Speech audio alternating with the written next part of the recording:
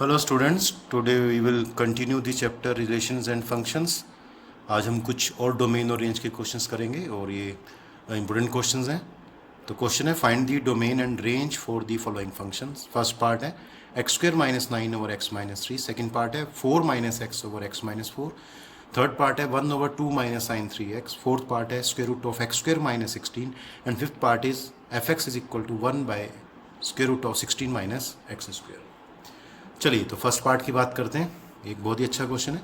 Late f x is equal to x square minus 9 over x minus 3। Domain के लिए आपको पता है, ये देखिए फंक्शन में नहीं, यहाँ पे एक्स का पार्ट है, ठीक है। तो एक एक्स का फैक्टर दिया हुआ है और आपको पता है अगर हम लिखते हैं यहाँ पे f x is not real तो हम क्या लिखेंगे, f x is not real for x minus 3 equal to 0। तो जब एक्स माइनस 3 0 होगा तो ये फंक्शन डिफाइन नहीं हो पाएगा, ठीक है। इसको सॉल्व करेंगे, एक्स की वैल्यू 3 आ जाएगी। इसका मतलब 3 वैल्यू डोमेन में नहीं होनी चाहिए, बाकी कोई भी रियल वैल्यू हो सकती है। तो देयरफॉर डोमेन ऑफ एफ क्या हो जाएगा, आर माइनस सेट ऑफ 3। चलिए रेंज की बात करते हैं। Let y equal to f x, ठीक है। वाई को एफ एक्स लेंगे, एफ एक्स की वैल्यू पुट करेंगे x square minus 9 over x minus 3। और बेटा साथ में ध्यान रखना, आपको ये जो डोमेन निकाली है that is x is not equal to 3, तो एक्स 3 नहीं होना चाहिए, तो इसको साथ में लिख देंगे x is not equal to 3। अब इसको फैक्टराइज कर देंगे। अगर हम फैक्टराइज कर देंगे तो आप देखेंगे इसमें से एक्स माइनस 3 फैक्टर कैंसिल हो जाएगा, लेकिन कंडीशन ये एक्स 3 नहीं होना चाहिए। अगर एक्स 3 हो गया तो ये अनडिफाइंड हो जाएगा, ठीक है। तो यहाँ x is not equal to 3 लिखना कंपल्सरी है, ये दोनों कट जाएंगे, वाई की वैल्यू आ जाएगी एक्स प्लस 3। लेकिन इसमें साथ में कंडीशन है वाई एक्स प्लस 3 जब है जब एक्स की वैल्यू 3 नहीं है, तो ये बहुत जरूरी है। अब आपको क्या करना है, इस इक्वेशन में पुट करना है बाय 1। तो 1 इंप्लाइज व्हेन x3, सपोज कर लो कि x3 है इस इक्वेशन के अंदर, तो अगर x3 है तो y6, लेकिन x3 तो नहीं है, इसका मतलब y6 नहीं होगा, ठीक है। तो x3 के कॉरस्पॉन्डिंग y6 नहीं आएगा, क्योंकि x3 नहीं होगा तो y6 नहीं होगा। इट मीन्स क्या हो गया कि y6 नहीं हो सकता, बाकी कोई भी वैल्यू उसकी ले सकता है, क्यों, क्योंकि x3 नहीं है। तो देयरफॉर रेंज जो बनेगी वो ऑल रियल नंबर्स बनेगी एक्सेप्ट द नंबर 6। तो आंसर होगा set of real numbers minus set of 6। तो बहुत ही अच्छा क्वेश्चन था। चलिए एक और क्वेश्चन देखते हैं, इसी तरह का क्वेश्चन है और ये है second part, that is f x. Let f x is equal to 4 minus x over x minus 4। Similar उसी वे में होगा। आप देखेंगे यहाँ पे एक्स की वैल्यू 4 नहीं होनी चाहिए, क्योंकि 4 पे ये क्या हो जाएगा, 0/0 फॉर्म ले लेगा, इनडिटर्मिनेट फॉर्म, वो नहीं बननी चाहिए। तो since f x is real, इसको इस तरह से भी लिख सकते हैं, ये दूसरा मेथड लिखने का, since f x is real for x minus 4 not equal to 0। तो वो कहता है कि एफ एक्स रियल होगा जब एक्स की वैल्यू 4 नहीं होगी, तो एक्स के लिए 4 नहीं होनी चाहिए और कोई भी रियल वैल्यू हो सकती है। तो देयरफॉर डोमेन ऑफ एफ क्या आ गया, आर माइनस सेट ऑफ 4। तो इसको ऐसा भी लिख सकते हैं। उसके बाद आती है रेंज। रेंज में वाई को हम लेंगे एफ एक्स, तो एफ एक्स की वैल्यू आ गई और इसके साथ आप लिख देंगे एक्स 4 नहीं होगा। इसमें से -1 कॉमन निकालेंगे, -1 आप देखेंगे x माइनस 4 से x माइनस 4 कैंसिल हो जाएगा, लेकिन साथ में रहेगा x is not equal to 4। तो ये साथ में कंडीशन रहेगी। ये इसका डोमेन है और ये कॉरस्पॉन्डिंग इसकी रेंज है। तो आप देखेंगे y की वैल्यू हमेशा ही -1 रहेगी और x की वैल्यू कुछ भी, और x की वैल्यू 4 नहीं होनी चाहिए, बाकी कुछ भी होनी चाहिए x की वैल्यू, तो हमेशा y की वैल्यू -1 आएगी। तो इसका जो रेंज आंसर आएगा, रेंज ऑफ f, वो सेट ऑफ -1 आएगा। बहुत सारे बच्चे एक मिस्टेक करते हैं, यहाँ सिर्फ -1 लिखते हैं। तो याद रखना रेंज एक सेट होती है, तो सेट में क्या आएगा, -1, ये नंबर हमेशा ही रहेगा। नेक्स्ट क्वेश्चन देखते हैं।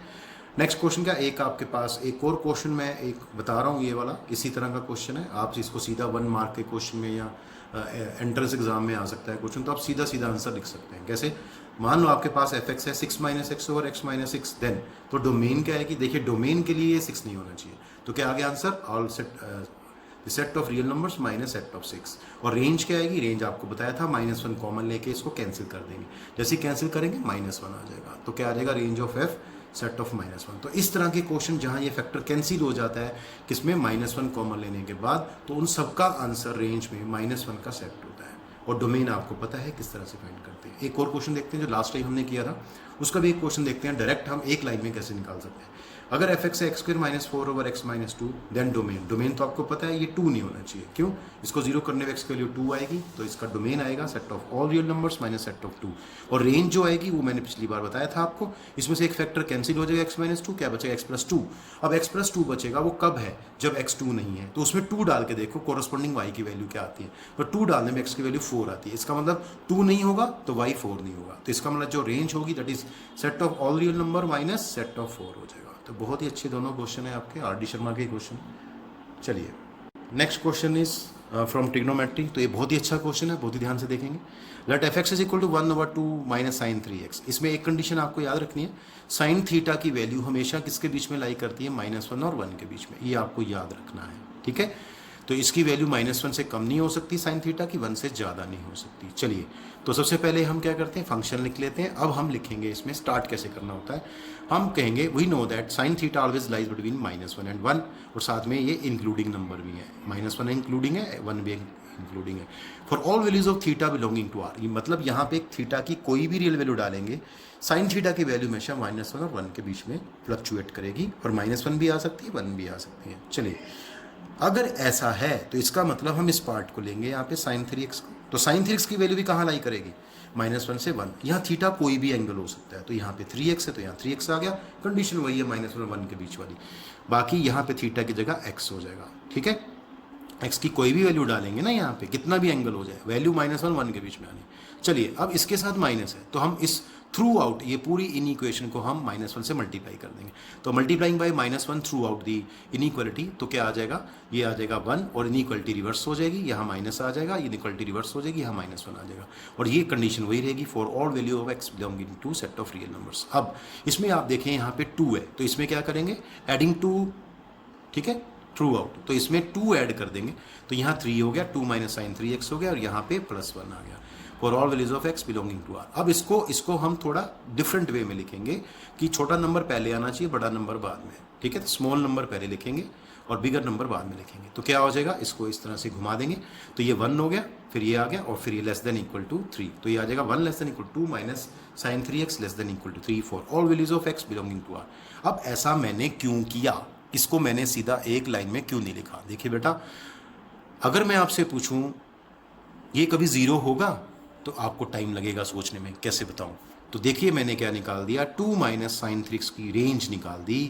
देखिए यहाँ से देख सकते हैं, यहाँ से देखिए, तो 2 माइनस साइन 3x की वैल्यू किसके बीच में फ्लक्चुएट करती है, 1 और 3। तो मिनिमम वैल्यू इसकी 1 हो सकती है, मैक्सिमम 3 हो सकती है। कुल मिला के ये कभी 0 नहीं हो सकता, क्योंकि इसकी वैल्यू 1 और 3 के बीच में लाई करती है, 1 भी हो सकती है, 3 भी हो सकती है। तो समझ आ गया, इसका मतलब ये कभी 0 नहीं होगा। अगर ये कभी 0 नहीं होगा तो इट मीन्स क्या हो गया, देखो लिख दिया, 2 minus sign 3x cannot be equal to 0 for any x belonging to r। आप x की कोई भी रियल वैल्यू डालोगे, कभी भी 0 नहीं बनेगा, क्योंकि इसकी वैल्यू 1 और 3 के बीच में, या 1 और 3 हो सकती है, ठीक है। अब इसका मतलब क्या हुआ, क्योंकि ये 3 तो आया नहीं, तो इट मीन्स क्या हो गया, ये 0 तो आया नहीं, तो इट मीन्स क्या हो गया, तो हम लिखेंगे एफ एक्स इज रियल। तो ये वैल्यू हमेशा ही रियल होगी एफ एक्स की, एक्स की किसी भी रियल वैल्यू के लिए। तो क्या लिखना है, that implies f x is real for all values of x belonging to set of real numbers, therefore domain of f क्या आ जाएगी, आर। तो बहुत ही अच्छा क्वेश्चन था। इसका मतलब ये फंक्शन हमेशा ही रियल रहेगा, आप एक्स की कोई भी वैल्यू यहाँ पुट कर दो, तो इसका जो डोमेन होगा वो set of all real numbers हो जाएगा। रेंज के लिए काम करते हैं, let y equal to f x, y equal to f x की वैल्यू ये थी। देखिए यहाँ तक हम क्वेश्चन कर चुके हैं, यहाँ देखिए फर्स्ट इक्वेशन में, तो आपने कहा बाई 1 वी हैव, यहाँ तक हम आ चुके थे, 2 minus sign 3x lie between 1 and 3 including 1 and including 3, और यहाँ for all values of x belonging to R. ये तो डोमेन साथ चलती जाएगी। अब मुझे करना है क्या, मैं यहाँ y बनाने की कोशिश करूँगा। तो देखो पहले इसका रेसिप्रोकल करना है। याद रखना कि जब किसी नंबर का रेसिप्रोकल करते हैं इनइक्वालिटी में, तो इनइक्वालिटी रिवर्स हो जाती है। नंबर तो रिवर्स होंगे, रेसिप्रोकल होंगे, लेकिन इनइक्वालिटी रिवर्स हो जाएगी। कैसे, देखिए देखिए, जैसे मैंने रेसिप्रोकल किया 1/2 माइनस साइन 3x, 1 का रेसिप्रोकल 1, इनइक्वालिटी रिवर्स होगी, इधर इनइक्वालिटी रिवर्स होगी, और 3 का 1/3 हो गया। कंडीशन ये वही रहेगी, x belonging to set of real number. उसके बाद आपको पता है ये वैल्यू y की होगी, तो ये 1 greater than equal to y greater than equal to 1/3 for all values of x belonging to set of real numbers। अब मुझे हमेशा इनइक्वालिटी कैसे लिखनी होती है, स्मॉल नंबर पहले होता है, बिगर नंबर बाद में होता है। तो क्या हो जाएगा, इसको रिवर्स कर देंगे, तो ये आ जाएगा 1/3 less than equal to y is less than equal to 1 for all values of x belonging to real number. तो आपको पता है ये डोमेन है, ये डोमेन है, तो एक कोरस्पॉन्डिंग इसकी रेंज होगी। तो दैट इंप्लाइज y किसको बिलोंग करेगा, 1/3 इंक्लूडिंग टू 1 इंक्लूडिंग, तो देयरफॉर यही रेंज होगी। तो देयरफॉर रेंज ऑफ f क्या आ जाएगी, 1/3 टू 1 क्लोज इंटरवल। तो this is a very good question, और बहुत ही ध्यान से आपने इस क्वेश्चन को करना है। इस तरह के बहुत सारे क्वेश्चन बन सकते हैं जो आपको करने चाहिए, और बहुत ही ध्यान से आपने देखना है कि यहाँ पे डोमेन निकालने हैं, रेंज निकालने हैं, किन कंडीशंस का ध्यान रखना है, आंसर किस फॉर्म में लिखना है, क्या करली ब्रैकेट आप क्या आपने क्लोज ब्रैकेट बनानी है, क्या आपने ओपन ब्रैकेट बनानी है ना। तो ये चीज़ें आपको सारी क्लियर होनी चाहिए। तो चलिए अब हम नेक्स्ट क्वेश्चन की ओर चलेंगे, और नेक्स्ट क्वेश्चन बहुत ही इम्पोर्टेंट है इसके अंदर, ठीक है। तो चलिए देखते हैं।